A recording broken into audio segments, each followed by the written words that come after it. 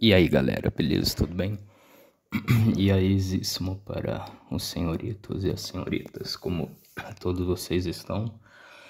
Eu espero que vocês estejam extremamente bem, aí diga-se de passagem até então. Bom culto, boa missa para quem foi, né? Já são 10 horas.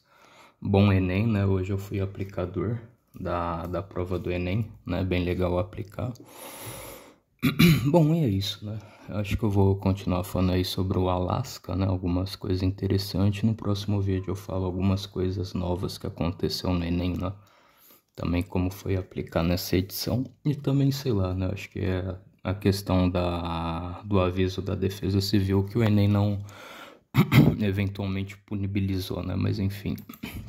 Então vamos lá, gente. Quais seriam as vantagens que a Rússia ainda teria se ela não tivesse vendido o Alasca para os Estados Unidos, né? Lembrando que, sei lá, eu acho que a Rússia e os Estados Unidos são, né, as duas maiores potências mundial militar, né? Fato. E também eu acho que está sendo muito mais atual, né? O Trump quer comprar a Groenlândia, né? Não sei o que, tem esse bafafá. Então seria muito bom a gente passar isso na régua e não ficar mal falado, né? Essa questão. Enfim, então vamos lá. Vantagens econômicas. 1. Petróleo e gás em quantidade absurda. O Alasca é uma das maiores reservas de petróleo da América do Norte.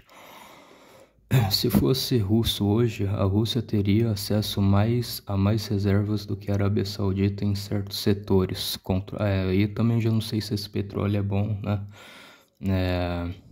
Para produzir gasolina, né? O Brasil é bom em petróleo, acho que doce, petróleo bruto, né? Para fazer, assim, destilar e fazer outros produtos, né? Não gasolina, né? Mas enfim. Controle de recursos avaliados em centenas de bilhões de dólares. E ainda dominasse o fornecimento energético do Pacífico Norte, ou seja, mais petróleo, mais gás, mais poder geopolítico. Mineração abundante e rica. O Alasca tem ouro, prata, urânio, cobre, tungstênio, terras raras, importantíssimo hoje. Só que não tem o nióbio e o grafeno que nós temos aqui no Brasil, né? Mas enfim.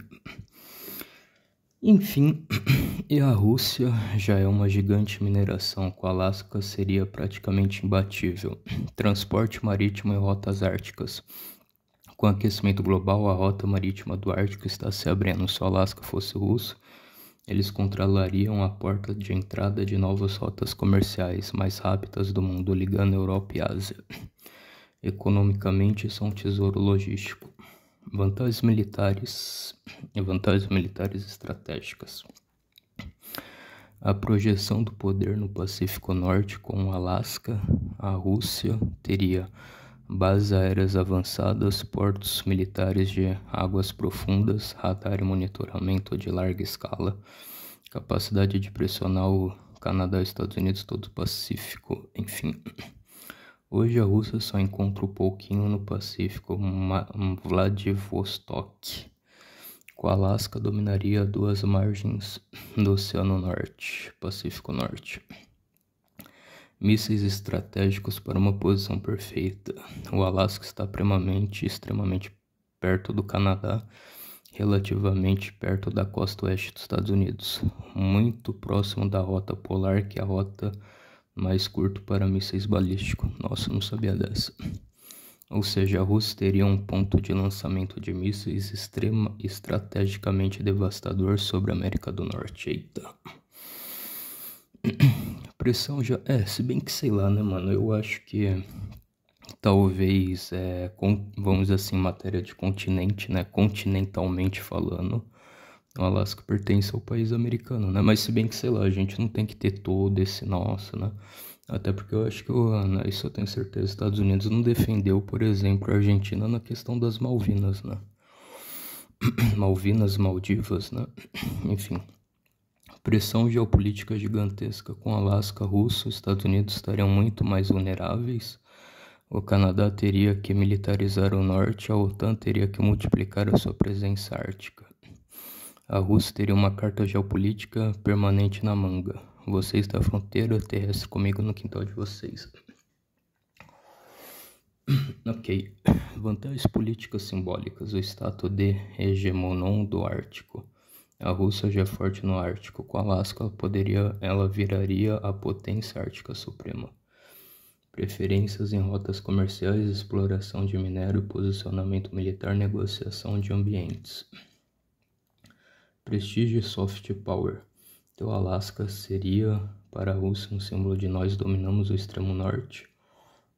Temos a América do Norte, temos território na América do Norte e conseguimos manter o Império Russo começou. Isso teria enorme valor simbólico dentro e fora da Rússia. Impacto direto sobre os Estados Unidos. Se o Alasca fosse russo, a costa oeste dos Estados Unidos estaria muito mais ameaçada. As bases americanas em Washington e Califórnia teriam que mudar toda a doutrina. O Pentágono teria que dobrar a sua força militar no Pacífico. A Guerra Fria teria sido muito mais tensa, ou seja, seria uma ferida geopolítica aberta para os Estados Unidos até hoje. Ok.